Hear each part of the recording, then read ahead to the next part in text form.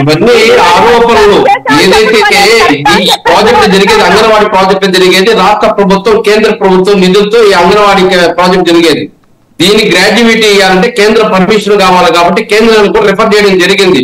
ఊరికే వీళ్ళు రాజకీయం చేసుకుని ఏదో రాజకీయంగా జగన్మోహన్ రెడ్డి గారిని బ్లేమ్ చేయాలనుకునేవాడు తప్ప ఇక్కడ ఏమీ లేదు. రైట్ వేణుగోపాల్ గారు, రైట్ పాయింట్. నేను అడుగుతున్నది ఏంటంటే సుబ్బరామ్ గారు ఒక్క నిమిషం అండి, సుబ్బరామ్ గారు ఒక్క నిమిషం అండి, ఒక్క నిమిషం. వేణుగోపాల్ గారు మంచి పాయింట్ దగ్గరకు వచ్చారు.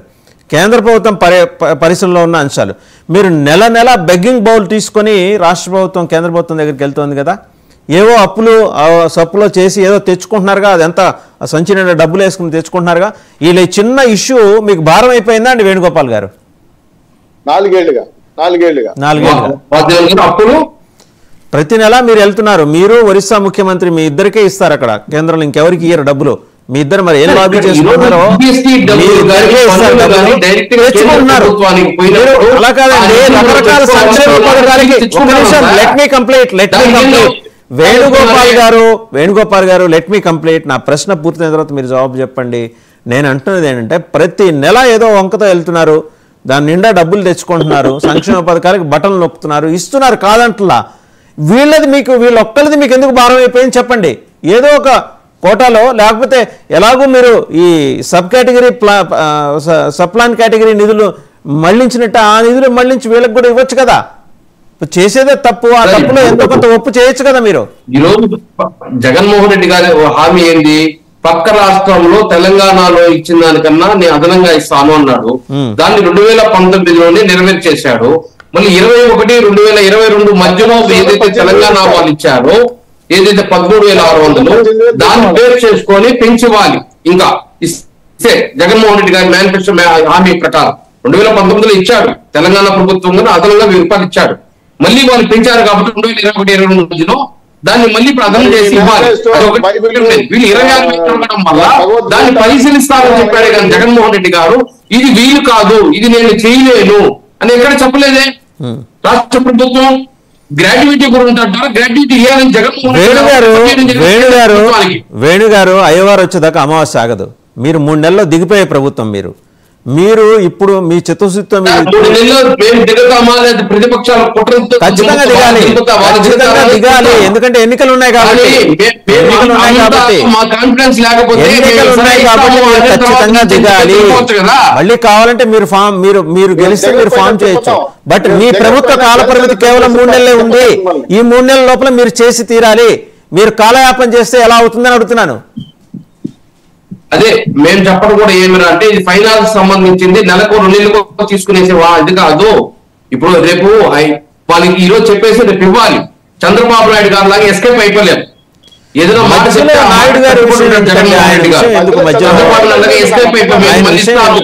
ఆర్థికంగా సపోర్ట్ చేయలేదన్న మాట మాట్లాడాడు కాబట్టి 13,600 దానికి అదు ఇంకా 1000 రూపాయల లేదా వీళ్ళు అడిగిన 26,000 డిసైడ్ చేస్తారు. వాళ్ళు ఫైనాన్స్ సంబంధించిన విషయాన్ని ఇప్పుడు సార్ ఎగ్జాంపుల్ కి ఎలక్షన్ కోడ్ అమల్లోకి వస్తే ఇవన్నీ మీకు సాధ్యం అవుతాయా? ఎలక్షన్ కోడ్ అమల్లోకి వస్తే ఇవన్నీ మీకు సాధ్యం అవుతాయా? మనం ఓకే అని చెప్పేస్తామా వాళ్ళకి? ఇంట్లో వాళ్ళకి కమిట్ అయిపోతామా? ముక్కా శ్రీనివాస్ గారు మాట్లాడతారు. ఒకసారి ముక్కా శ్రీనివాస్ గారు మొత్తం శాంతం విన్నారు కదా, అంశం అంతా విన్నారు. గవర్నర్ దగ్గరికి సుబ్రహ్మణ్యం గారు మీరు కంప్లీట్ చేయండి. సుబ్రహ్మణ్యం గారు మీరు కంప్లీట్ చేయండి. సార్ మేము కూడా జగన్మోహన్ రెడ్డి గారు మాట తప్పడు మటలు తిప్పను అంటున్నారు. ఇంకా వెయిట్ చేద్దామని 2021 జూలై నుండి వెయిట్ చేశాము. మీరు అంటున్నారు ఒక్కసారి 1000 రూపాయలు పెంచామంటున్నారు. మీరు ధరలు ఎన్నిసార్లు పెంచారండి ఈ కాలంలో వచ్చిన తర్వాత? ఎన్నిసార్లు కరెంట్ ఛార్జీలు పెంచారండి? అంటే ధరలు మీరైతే ఎన్నిసార్లు అయినా పెంచొచ్చా?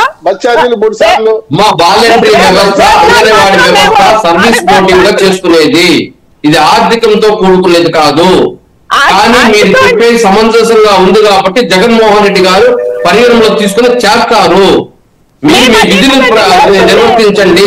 ఇక్కడ పౌర రాష్ట్రం అనేది ముఖ్యమైనది కాబట్టి మీ దీనికి వెంటనే విధుల్లో చేరమని చెప్పాడు. ఇప్పుడు మేము కోరుతుంది కూడా అదేనండి. మేము చాలా శాంతియుతంగా నేను వాళ్ళకి సమాధానం చెప్తున్నాను కదా. చెప్పండి ఈ రోజు సర్వీసులు పాలు కరెంట్ ప్రయోగించాలి. ఒక ప్రతిపక్ష పార్టీలుగా లేడీస్ మీద పెట్టే ఎస్వా చట్టాన్ని ఫస్ట్ రిమూవ్ చేయండి.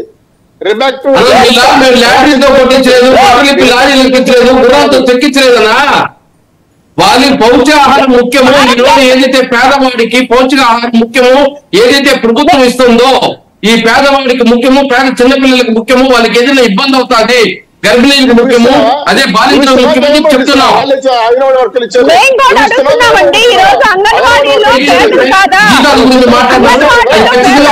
పరిణామం తీసుకుని చేస్తారని చెప్తున్నాం. మీరు మేము ఎస్కేప్ అయిపోలా 13,600 14,600 లేకపోతే 25,000 చేసి చెప్తారు.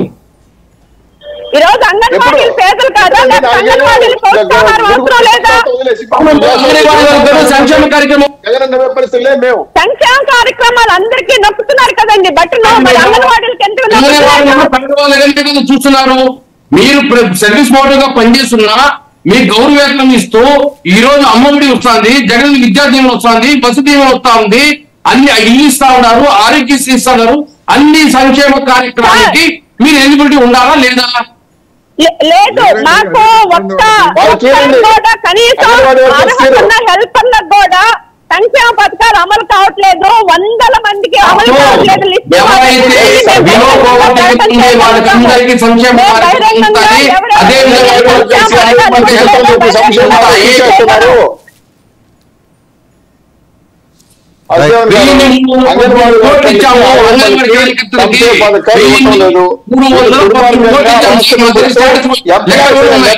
ఉద్యోగస్తులు అనే నెపంతో కావాలనే సంక్షేమ పథకాలన్నీ కూడా అంగన్వాడీ టీచర్లకి ఆయుధాలు తీసేస్తారు. వాళ్ళ గొంతు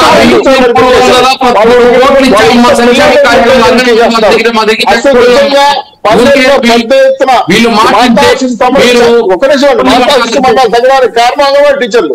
వాళ్ళు ఈరోజు సర్వనాశం చేస్తారు. అంటే మాతా శిశు మరణాన్ని పెంచాలనుకుంటున్నారు ఈ ప్రభుత్వం.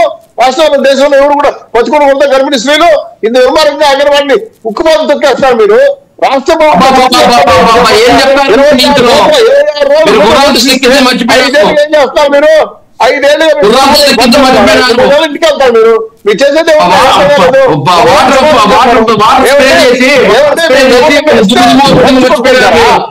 ఆడవాళ్ళు వచ్చి మీకు చెప్తా ఈ మధ్య పెళ్లి పత్రిక అని చెప్తారా?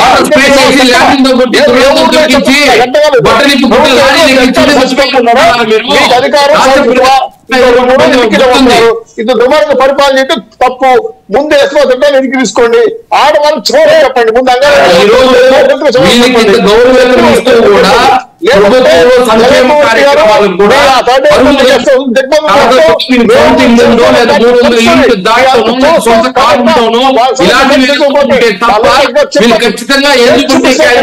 వార్నింగ్ ఇస్తున్నాం మేము రాష్ట్ర ప్రభుత్వానికి.